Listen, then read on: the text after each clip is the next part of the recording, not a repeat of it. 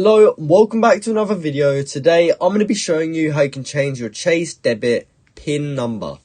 Now this is very simple and easy to do, so make sure you watch this video right until the end so that you don't miss any steps. So there are actually a few ways in which we can change our Chase debit card PIN number, and the first way is at a Chase ATM. So what you do for that scenario is insert your debit card into the Chase ATM and just enter in your current PIN. From there, you just want to select more options or other transactions, and then select change PIN. You then want to enter in your current PIN, and then enter in your new PIN twice. You then want to confirm your new PIN, and then your Chase debit card PIN number will have changed.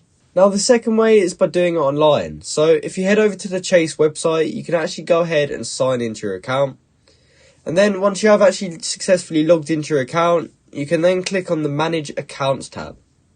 From there, you just want to select the checking account associated with that debit card that you're trying to change the PIN for, and then click on the Manage Card tab.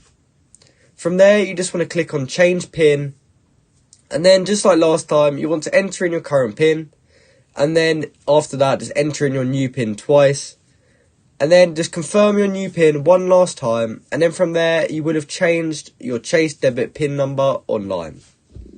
Now you can also do this via phone as well, so the way to do that would be to call the number on the back of your debit card, and then you just want to follow the instructions provided by the automated system. When you reach a customer service representative, you want to just let them know that you want to change your PIN number, and they will ask you to verify your identity, and then they will actually help you change your PIN number. But it is important to note that you will have to wait about 24 to 48 hours for your new PIN to actually take effect and fully change over. And here are some tips for choosing a strong PIN number. Your PIN number should be 4 digits long and unique. Avoid using easy to guess numbers such as your birth date, social security number or phone number.